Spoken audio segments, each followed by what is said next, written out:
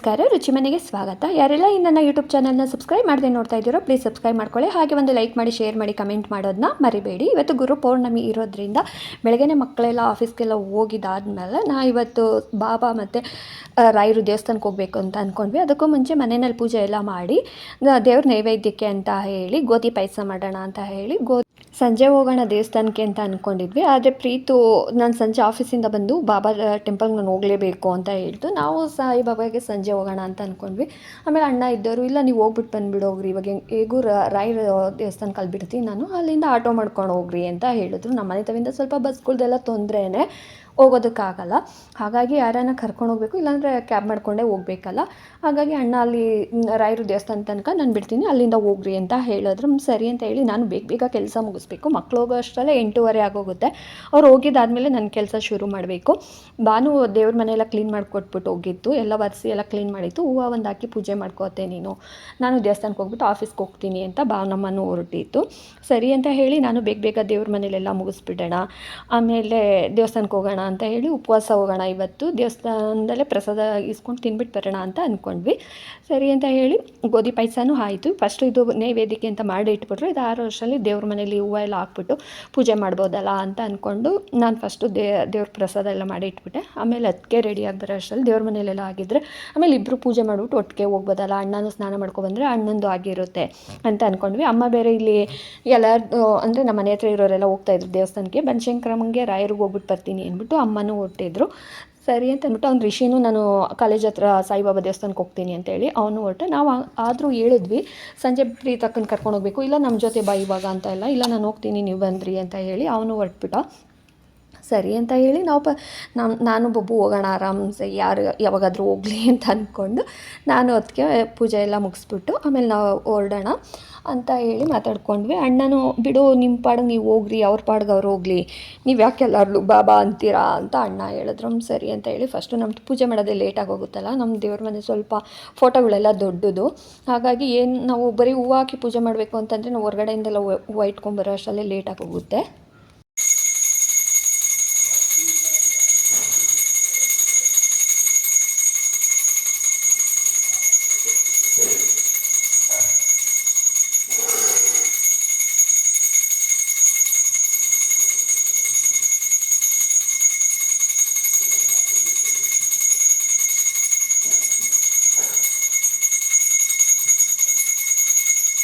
ಪೂಜೆ ಎಲ್ಲ ಮಾಡಿದೆಲ್ಲ ಆದಮೇಲೆ ದೇವ್ರ ಮನೆ ನೋಡೋದಕ್ಕೆ ಒಂಥರ ಖುಷಿ. ಅಂದರೆ ಹೂವು ಇರಬೇಕು ಜಾಸ್ತಿ. ಇವಾಗ ಕಾಕಡ ಹೂವು ಬಿಡುತ್ತಾ ಇರೋದ್ರಿಂದ ಕಾಕಡ ಹೂವು ಆಯಿತು, ಮತ್ತು ಮಲ್ಲಿಗೆ ಹೂವು ತೊಗೊಬರೋದ್ರಿಂದ ಮಲ್ಲಿಗೆ ಹೂವು, ಸೇವಂತಿಗೆ. ಅಂದರೆ ನಮ್ಮನೆ ದೇವ್ರ ಮನೆಗೆ ಯೆಲ್ಲೋ ಕಲರು ಮತ್ತು ವೈಟ್ ಕಲರ್ ಹೂವೇ ಚೆನ್ನಾಗಿ ಕಾಣಿಸೋದು. ಅದು ಗ್ರಾನೈಟ್ ಎಲ್ಲ ರೆಡ್ ಥರ ಬರುತ್ತಲ್ಲ, ಹಾಗಾಗಿ ಬೇರೆ ಕಲರ್ ಎಲ್ಲ ಹೂವು ಇಟ್ಟರೆ ಅಷ್ಟು ಚೆನ್ನಾಗಿ ಕಾಣಿಸಲ್ಲ. ಪೂಜೆ ಎಲ್ಲ ಮುಗಿಸಿ ನಾವು ಒಂದೊಂದು ದೇವಸ್ಥಾನಕ್ಕೆ ಹೋಗೋಣ ಅಂತ ಹೇಳಿ ಅಣ್ಣಂಗೂ ಟೈಮ್ ಆಗೋಗಿತ್ತು ಪಾಪ, ಒಂದು 10-15 ನಿಮಿಷ ವೆಯ್ಟ್ ಮಾಡ್ತಾಯಿದ್ರು. ಆಮೇಲೆ ಹೋಗೋಣ ಅಂತ ಹೇಳ್ಬಿಟ್ಟು ದೇವಸ್ಥಾನಕ್ಕೆ ಹೊರಟ್ವಿ. ಇಲ್ಲಿ ನಾವು ಬರೋ ಅಷ್ಟರಲ್ಲಿ ಬೆಳ್ಳಿ ರಥದ ದೇವ್ರ ಮೆರವಣಿಗೆ ಎಲ್ಲ ಮುಗಿದೋಗಿತ್ತು. ನಾವು ಬಂದಿದ ತಕ್ಷಣ ಅದು ಮುಗಿದು ಮತ್ತು ಸತ್ಯಣ್ಣನ ಪೂಜೆಗೆ ಇನ್ನೂ ಟೈಮ್ ಇತ್ತು ಅಂತ ಹೇಳಿ ಪೂಜೆಗೆಲ್ಲ ರೆಡಿ ಮಾಡ್ಕೊಳ್ತಾ ಇದ್ದರು. ನಾವು ಸರಿ ಏನೋ ಆಯಿತು, ಒಟ್ನಾಗ ತೇರು ನೋಡಿದ್ವಲ್ಲ ಅಂತ ಅಂದ್ಕೊಂಡು ಕೈ ಮುಕ್ಕೊಂಡು ಬಂದ್ವಿ. ಸಿಕ್ಕಾಪಟ್ಟೆ ಜನ ಇದ್ದರು ರಾಯರು ದೇವಸ್ಥಾನದಲ್ಲೂ. ಇವತ್ತು ಅಲ್ಲಿ ಲತಾಕ ಸಿಕ್ಕಿದ್ರು ನಮಗೆ ದೇವಸ್ಥಾನದಲ್ಲಿ. ನಮಗೂ ಗೊತ್ತಿರಲಿಲ್ಲ ಅವ್ರು ಬರ್ತಾರೆ ಅಂತ, ಅವ್ರಿಗೂ ಗೊತ್ತಿಲ್ಲ ನಾವು ಬರ್ತೀವಿ ಅಂತ. ಅವರು ರಾಯರಿಗೆ ಬಂದಿದ್ದಾದಮೇಲೆ ಅವರು ಯಜಮಾನ್ರಿಗೆ ಫೋನ್ ಮಾಡಿ ಹೇಳಿದ್ರಂತ, ಹಾಗೇ ಸಾಯಿಬಾಬಾಗೆ ಹೋಗ್ಬಿಟ್ಟು ಬಂದುಬಿಡು ಅಂತ ಹೇಳಿ. ಆಮೇಲೆ ನಾವು ಬಂದು ಇಲ್ಲಿ ಕೈ ಮುಕ್ಕೊಂಡಿದ್ದೆಲ್ಲ ಆದಮೇಲೆ ಸಾಯಿಬಾಬಾಗೆ ಹೋಗ್ತೀನಿ ಕಾಣೋ ಅಂತ ನಾವು ಹೋಗ್ತೀವಿ ಬರ್ತೀಯಾ ಅಂತ. ಅಂದರೆ ಫಸ್ಟು ನಾನು ಕೇಳಿದೆ ಸಾಯಿಬಾಬಾ ದೇವಸ್ಥಾನಕ್ಕೆ ಹೋಗ್ತೀವಿ ಬರ್ತೀಯಾ ಅಕ್ಕ ಅಂತ. ಇಲ್ಲ ಕಾಣೋ ಅಣ್ಣನೂ ಹೇಳಿದೆ ನಾನು ಬರ್ತೀನಿ ಅಂತ ಕೇಳ್ತು. ಹೌದಾಗಿದ್ರೆ ಬನ್ನಿ ನಾವು ಹೋಗ್ತಾ ಇದ್ದೀವಿ ಅಂತ ಹೇಳಿದ್ವಿ. ಆಮೇಲೆ ನಾನು ಅದಕ್ಕೆ ಅಕ್ಕ ಹೋಗೋಣ ಆಮೇಲೆ ಅಂತ ಹೇಳಿ ನಾನು ಆವಾಗ ತಾನೇ ಬಂದಿದ್ದಿದ್ದಲ್ಲ.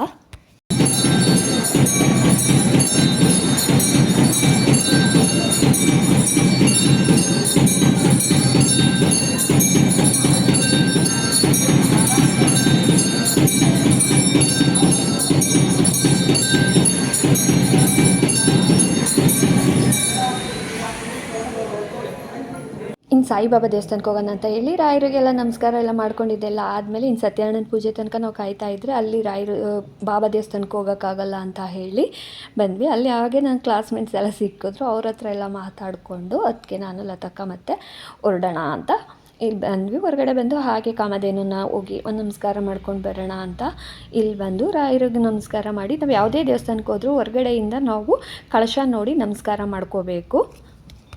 ಹಾಗಾಗಿ ಇಲ್ಲಿ ನಾವು ನಂದೀಶ್ವರನಿಗೆ ಹೋಗಿ ಒಂದು ನಮಸ್ಕಾರ ಮಾಡ್ಕೊಂಬರೋಣ ಅಂತ ಬಂದ್ವಿ. ಲಾಸ್ಟ್ ವಾರ ಬಂದಿದ್ದಾಗ ಇಲ್ಲಿ ದೊಡ್ಡ ಬಸವಣ್ಣ ಇತ್ತಲ್ಲ, ಅಲ್ಲಿ ಹೋಗೋದಕ್ಕಾಗಿರಲಿಲ್ಲ. ಅದು ನೋಡಿದ್ರೇ ಸ್ವಲ್ಪ ಭಯ ಆಗ್ತಾಯಿತ್ತು. ಇವತ್ತು ಅಣ್ಣರೆಲ್ಲರೂ ಇದ್ದರು ಅಂತ ಹೇಳಿ ಅಲ್ಲಿ ಹೋಗೋಣ ಅಂತ ಅಂದ್ಬಿಟ್ಟು ಬಂದು ಇಲ್ಲಿ ನಮಸ್ಕಾರ ಮಾಡಿಕೊಂಡು ಆಮೇಲೆ ಅಲ್ಲೋ ದೊಡ್ಡ ಬಸವಣ್ಣ ಅದು ಬಾಲದಲ್ಲಿ ನಮಸ್ಕಾರ ಮಾಡಿಸಿಸ್ತಾರೆ, ಅವರು ತಲೆ ಮೇಲೆ ಆಶೀರ್ವಾದ ಮಾಡಿಸಿಸ್ತಾರೆ. ಅಂದರೆ ನೋಡೋದಕ್ಕೆ ಸ್ವಲ್ಪ ಭಯ ಆಯ್ತಾಯ್ತಲ್ಲ, ಅದಕ್ಕೆ ಹತ್ರ ಹೋಗ್ತಾ ಇರಲಿಲ್ಲ. ನಾವು ಕರು ಅಷ್ಟೇ ನಮಸ್ಕಾರ ಮಾಡ್ಕೊಂಡು ಬರ್ತಾ ಇದ್ದಿದ್ದು. ಇವತ್ತು ಅಣ್ಣರು ಇದ್ರಲ್ಲ, ಅಲ್ಲಿ ಹೋಗ್ಬಿಟ್ಟು ಹಾಗೆ ನಮಸ್ಕಾರ ಮಾಡ್ಕೊಂಬರೋಣ ಅಂತ ಹೋದ್ವಿ. ಅದಕ್ಕೆ ಸ್ವಲ್ಪ ಹಸು ಅಂದರೆ ಭಯ ಅಲ್ಲ, ಹಾಗಾಗಿ ಅವ್ರು ದೂರನೇ ಇದ್ದರು. ಅವ್ರು ಏನೂ ಆಗಲ್ಲ ಬಮ್ಮ, ನಾ ಇಲ್ಲೇ ಇದ್ದೀವಲ್ಲ ಅಂತೆಲ್ಲ ಹೇಳಿದ್ರು. ಆಮೇಲೆ ಹೋಗ್ಬಿಟ್ಟು ನಮಸ್ಕಾರ ಮಾಡ್ಕೊಳ್ಳೋಣ ಅಂತ ಅಂದ್ಬಿಟ್ಟು ಹೋದ್ವಿ. ಅಲ್ಲೋಗಿ ನಮಸ್ಕಾರ ಎಲ್ಲ ಮಾಡ್ಕೊಂಡ್ವಿ. ಪಾಪ ತಾತ ಬಂದು ಏನು ಭಯ ಬೀಳಬೇಡ್ರಿ ಮುಕ್ಕಳ್ರಮ್ಮ, ಬಾಲ ತೊಗೊಂಡು ನೀವೇನೇ 3 ಸಾರಿ ತಲೆಯಿಂದ ಹಿಂಗೆ ನಿಳಿಸ್ಕೊಳ್ರಿ ಅಂತೆಲ್ಲ ಹೇಳ್ಕೊಂಡು ಕೊಟ್ಟರು. ಆದರೂ ನಮಗೆ ಸ್ವಲ್ಪ ಹಸು ಅಂದರೆ ಭಯನೇ ಇತ್ತಲ್ಲ. ಆದರೆ ಈ ಹಸು ಏನು ಸೈಲೆಂಟಾಗಿ ನಿಂತಿತ್ತು. ನಾವು ಅದನ್ನ ನೋಡಿ ಒಂದು ಸ್ವಲ್ಪ ಧೈರ್ಯನೂ ಬಂತು. ಆದರೂ ಫಸ್ಟ್ ಟೈಮ್ ಅಲ್ವಾ, ನೆಕ್ಸ್ಟ್ ಟೈಮ್ ಹೋದಾಗಬೇಕಾದ್ರೆ ನಾವು ಹೋಗಿ ನಮಸ್ಕಾರ ಮಾಡ್ಕೊಂಡು ಬರ್ಬೋದು. ಹಾಗಾಗಿ ಅಲ್ಲೋಗಿ ಅಲ್ಲಿಂದ ನಾವು ಹೊರಗಡೆ ಬಂದ್ವಿ. ನಮ್ಗೆ ಲತಾಕ ಆಟೋ ಮಾಡ್ಕೊಂಡ್ಬಂದಿರೋದು ಗೊತ್ತಿರಲಿಲ್ಲ. ಅಂದರೆ ಅಲ್ಲಿಂದ ಇಲ್ಲಿ ಮನೆಯಿಂದ ಇಲ್ಲಿ ಬಂದಿದೆ, ಮತ್ತು ಇಲ್ಲಿಂದ ಅಲ್ಲಿ ಬಾಬಾ ದೇವಸ್ಥಾನಕ್ಕೆ ಹೋಗೋದು ಗೊತ್ತಿರಲಿಲ್ಲ. ಆಮೇಲೆ ನಾವು ಆಟೋ ಬುಕ್ ಮಾಡೋಕೆ ಹೋದಾಗ ಇಲ್ಲ ಬಾರೋ ಆಟೋ ಇದೆ, ವೆಯ್ಟ್ ಮಾಡ್ತಾ ಇದ್ದಾರೆ ಅಂತ ಹೇಳ್ತು. ಆಮೇಲೆ ಸರಿ ಅಂತ ಹೇಳಿ ಬಂದ್ವಿ ನಾವು ಇಲ್ಲಿಗೆ. ನಾವು ಬರೋಷ್ಟರಲ್ಲಿ ತುಂಬ ಕ್ಯೂ ಇತ್ತು. ಆಮೇಲೆ ಇಲ್ಲಿ ಸ್ಲಿಪ್ಪರ್ ಇಲ್ಲೇ ಬಿಟ್ಬಿಟ್ಟು ಹೋಗೋಣ ಅಂತ ಹೇಳಿ, ಅಂದರೆ ಆ ಕಡೆ ನಂಗೆ ಗೊತ್ತಿರಲಿಲ್ಲ, ಅಲ್ಲಿ ಮುಂದೆಗಡೆ ಎಲ್ಲ ಸ್ಲಿಪ್ಪರ್ ಬಿಡೋದಕ್ಕೆ ಬೇರೆ ಸಪ್ರೇಟ್ ಜಾಗ ಇದೆ ಅಂತ. ಆದರೆ ನಾವು ಇಲ್ಲೇ ಬಿಟ್ಬಿಟ್ಟು ಎಲ್ಲರೂ ಇಲ್ಲೇ ಬಿಡ್ತಾಯಿದ್ರಲ್ಲ, ಹಾಗಾಗಿ ಇಲ್ಲೇ ಬಿಟ್ಬಿಟ್ಟು ನಾವು ಹೊರಟ್ವಿ. ನೋಡಿದ್ರೆ ಎಷ್ಟು ಜನ ಇದ್ದರು. ನಾವಿವತ್ತು 1 ಗಂಟೆ ಆಗುತ್ತೋ 2 ಗಂಟೆ ಆಗುತ್ತೋ ದರ್ಶನ ಆಗೋದಷ್ಟರಲ್ಲಿ ಅಂತ ಅಂದ್ಕೊಂಡ್ವಿ. ಆದರೂ ಪರವಾಗಿಲ್ಲ, ಕ್ಯೂ ಬೇಗನೆ ಮೂವ್ ಆಗ್ತಾಯಿತ್ತು. ಬೇಗನೆ ದರ್ಶನವೂ ಆಯಿತು. ತುಂಬ ಚೆನ್ನಾಗಂತೂ ದರ್ಶನ ಆಯಿತು. ಅಂದರೆ ಹೋಗಿದ್ಕೊಂಡು ನಂಗೆ ಸಾರ್ಥಕ ಅನಿಸ್ತಾ ಇತ್ತು. ರಾಯರು ದೇವಸ್ಥಾನದಲ್ಲಿ ನಾನು ಹೋಗಿದ್ದಾಗ ಅವರು ಹೀಗೆ ಪರಿಚಯ, ಸ್ವಾಮಿಗಳು ಹೀಗೆ ಪರಿಚಯ ಆಗಿ ನಂಬರ್ ತೊಗೊಂಡಿದ್ರು. ಅವರು ಹಾಗೆ ಗ್ರೂಪ್ಗೆ ಆ್ಯಡ್ ಮಾಡಿದರು. ಹಾಗಾಗಿ ಪ್ರತಿದಿನ ರಾಯರು ದರ್ಶನ ಮಾಡೋ ಥರ ವಾಟ್ಸಪ್ಪಲ್ಲಿ ಪ್ರತಿದಿನ ಫೋಟೋಸ್ ಮತ್ತು ವೀಡಿಯೋಸ್ ಬರ್ತಿತ್ತಲ್ಲ, ಅದೇ ಥರ ಇವತ್ತು ಬಾಬಾ ಟೆಂಪಲಲ್ಲೂ ಹಾಗೆ ಆಯಿತು. ಅವ್ರು ಹೇಳಿದ್ರು ಅಲ್ಲಿ ಸ್ಕ್ಯಾನರ್ ಹಿಡ್ಕೊಂಡು ನಾನು ವೀಡಿಯೋ ಮಾಡ್ಕೊಳ್ತಾ ಇದ್ದಾಗ ಅಲ್ಲೊಬ್ರು ಹೇಳಿದ್ರು, ಇಲ್ಲಿಂದ ಯಾಕಮ್ಮ ಈ ಥರ ವೀಡಿಯೋ ಮಾಡ್ಕೊಂಡು ಹೋಗ್ತೀಯಾ, ಅಲ್ಲಿ ಹೋಗು, ಅಲ್ಲಿ ಸ್ಕ್ಯಾನರ್ ಇದೆ. ಒಬ್ಬರು ಲೇಡಿ ನಿಂತಿರ್ತಾರೆ ಗ್ರೀನ್ ಸ್ಯಾರಿ ಹಾಕ್ಕೊಂಡು, ಅವ್ರ ಹತ್ರ ಸ್ಕ್ಯಾನರ್ ಇದೆ. ಸ್ಕ್ಯಾನರ್ನ ವಾಟ್ಸಪ್ ಮಾಡ್ಕೊಳ್ಳಿ, ಅದರಿಂದ ಆರಾಮ್ಸೆ ಗ್ರೂಪ್ ಕಮ್ಯುನಿಟಿ ಇದರಲ್ಲಿ ಆ್ಯಡ್ ಆಗ್ತೀರಾ, ಪ್ರತಿ ದಿವಸ ಫೋಟೋಸ್ ಎಲ್ಲ ಬರುತ್ತೆ ಅಂತ ಹೇಳಿದ್ರು. ಯಾರಿಗಾದರೂ ಆ ಥರ ಬಾಬಾದು ಫೋಟೋಸ್ ಎಲ್ಲ ಬೇಕು, ನಾವು ಡೈಲಿ ನೋಡಬೇಕು ಅಂತಂದರೆ ಅಲ್ಲೇ ಬಾಬಾ ಟೆಂಪಲ್ ಹತ್ರನೇ ಇದ್ದಾರೆ, ಅವ್ರು ಸ್ಕ್ಯಾನರ್ ಹಿಡ್ಕೊಂಡಿರ್ತಾರೆ. ಅವ್ರ ಹತ್ರ ಆರಾಮ್ಸೆ ಹೋಗಿ ನಾವು ಫೋಟೋಗಳು ಅವ್ರು ವಾಟ್ಸಪ್ಪಲ್ಲಿ ನಾವು ಅವರೇ ಪಾಪ ಹೇಳ್ಕೊಂಡು ಕೊಡ್ತಾರೆ ಯಾವ ಥರ ಅಂತ ಹೇಳಿ. ಬರೀ ಸ್ಕ್ಯಾನ್ ಮಾಡಿಕೊಂಡ್ರೆ ಸಾಕು. ನಾನು ಆಗಲೇ ಅಲ್ಲಿ ಮಾಡ್ಕೊಂಡಿದ್ದು ಒಂದು ಸ್ವಲ್ಪ ಹೊತ್ತಿಗೆ ಫೋಟೋಸ್ ಎಲ್ಲ ಬಂದುಬಿಡ್ತು. ಆಮೇಲೆ ನಾನು ಅಂದ್ಕೊಂಡೆ, ನಾನು ಒಂದು ಫೋಟೋ ತೊಗೊಳೋದಕ್ಕಂದರೆ ಕ್ಲೀನಾಗಿ ತೊಗೋಬೇಕು ಅಂತಂದರೆ ಅಡ್ಡ ಯಾರಾದರೂ ಬರ್ತಾನೆ ಇರ್ತಾರಲ್ವ, ಹಾಗಾಗಿ ತೊಗೊಳೋದಕ್ಕೂ ಆಗೋಲ್ಲ. ಹಾಗಾಗಿ ತುಂಬ ಚೆನ್ನಾಗಿ ಫೋಟೋಸ್ಗಳೆಲ್ಲ ಬಂತು. ಮತ್ತು ಇಲ್ಲಿ ಬಂದು ನಾನು ಹೀಗೆ ವಿಡಿಯೋ ಮಾಡ್ತಾ ಇರಬೇಕಾದ್ರೆ ಇಲ್ಲಿ ತುಂಬ ಚೆನ್ನಾಗಿ ಕಾಣಿಸ್ತಾ ಇತ್ತು. 2 ಕಣ್ಣು ಸಾಲದು ಅಷ್ಟು ಚೆನ್ನಾಗಿ ಅಲಂಕಾರ ಮಾಡಿದರು ದೇವ್ರಿಗಂತೂ. ಅಷ್ಟು ಚೆನ್ನಾಗಿ ಕಾಣಿಸ್ತಾ ಇತ್ತು. ದೇವಸ್ಥಾನದ ಹೊರಗಡೆನೇ ಒಳ್ಳೆ ಸ್ವರ್ಗ ಥರ ಇತ್ತು. ಒಳಗಡೆ ಅಂತೂ ಇನ್ನೇಗಿರುತ್ತೋ ಅಂತ ಅಂದ್ಕೊಂಡು ಹೋದ್ವಿ. ನೀವೇ ನೋಡ್ತಿದ್ದೀರಲ್ಲ, ನೋಡು ಇವತ್ತು ಪೌರ್ಣಮಿ, ಗುರು ಪೌರ್ಣಮಿ ಬೇರೆ ಇದೆಯಲ್ಲ, ರಾಯರದ್ದು ತೋರಿಸ್ದೆ, ಇವಾಗ ಬಾಬಾನ ತೋರಿಸ್ತಾ ಇದ್ದೀನಿ. ಎಲ್ಲ ಇಲ್ಲೇ ನೋಡ್ಕೊಂಡು ಕೈ ಮುಕ್ಕೊಳ್ಳಿ. ಯಾರ್ಯಾರು ಹೋಗೋದಕ್ಕಾಗಿಲ್ವೋ ಅವ್ರು ಇಲ್ಲೇ ನೋಡ್ಕೊಂಡು ಕೈ ಮುಕ್ಕೊಳ್ಳಿ, ದೇವ್ರ ಆಶೀರ್ವಾದ ತೊಗೊಳ್ಳಿ ಅಷ್ಟೇನೆ. ತುಂಬ ಚೆನ್ನಾಗಿ ಅಲಂಕಾರ ಮಾಡಿದರು ದೇವ್ರಿಗಂತೂ. ನಮಗಂತೂ ತುಂಬಾ ಖುಷಿ ಆಯಿತು. ಅಂದರೆ ಹೋದ ವರ್ಷ ಮಕ್ಕಳನ್ನೆಲ್ಲ ಕರ್ಕೊಂಡು ಹೋಗಿದ್ವಿ. ಅಂದರೆ ಈ ಸಾರಿ ಪಾಪ ಅವ್ರಿಗೆ ಯಾರಿಗೂ ಬರೋಕ್ಕಾಗಿಲ್ಲ. ಪ್ರೀತು ಸಂಜೆ ಹೋಗ್ತೀನಿ ಅಂತು. ನಮ್ಮ ಬರೀ ರಾಯರಿಗೆ ಹೋಗ್ಬಿಟ್ಟು ಬರ್ತೀನಮ್ಮ, ನಾನು ಬಾಬಾಗೆ ಹೋಗಲ್ಲ ಅಂತ ಹೇಳಿತ್ತು. ಪ್ರೀತು ಸಾಯಂಕಾಲ ಬಂದು ಬಾಬಾಗೆ ಹೋಗ್ತೀನಿ. ಏನಾದರೂ ಬಾನು ಸಂಜೆ ಬೇಗ ಬತ್ತು ಅಂತಂದರೆ ಇಬ್ಬರನ್ನೂ ಜೊತೆಯಲ್ಲಿ ಕಳಿಸ್ಬೇಕಷ್ಟೇನೆ. ಇನ್ನೆಲ್ಲರೂ ಹೋಗ್ಬಿಟ್ಟು ಬಂದಿದ್ದಾಯಿತು ನಾವು. ಇವತ್ತು ಗುರು ಪೌರ್ಣಮಿ ಇರೋದ್ರಿಂದ ರಾಯರು ದರ್ಶನ ಮತ್ತು ಬಾಬಾ ದರ್ಶನ, ಹಾಗೆ ತಂದೆ ತಾಯಿ ಗುರುಗಳು ಪ್ರತಿಯೊಬ್ಬರನ್ನು ನೆನೆಸ್ಕೊಂಡು ನಮ್ಗೆ ಹೋಗಿ ಅವರು ಆಶೀರ್ವಾದ ತೊಗೊಳಕ್ಕಾಗಿಲ್ಲ ಅಂತಂದ್ರೆ ಮನಸ್ಸಲ್ಲಾದರೂ ಅವರನ್ನು ಬೇಡಿಕೊಂಡು ಒಳ್ಳೇದಾಗಲಿ ಅಂತ ಕೇಳ್ಕೊಂಡ್ರೆ ಸಾಕು ಅಲ್ವಾ.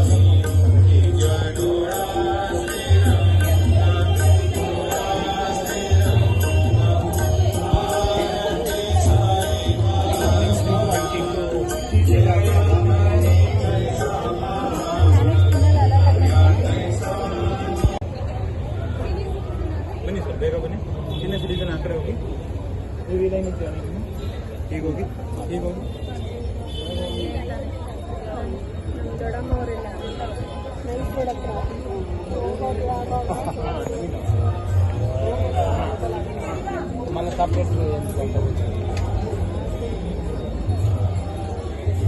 ಹಲೋ ಬಿಟ್ಟಿದ್ದಾರೆ, ಹೋಗಿದ್ದೀವಿ. ಥ್ಯಾಂಕ್ಸ್.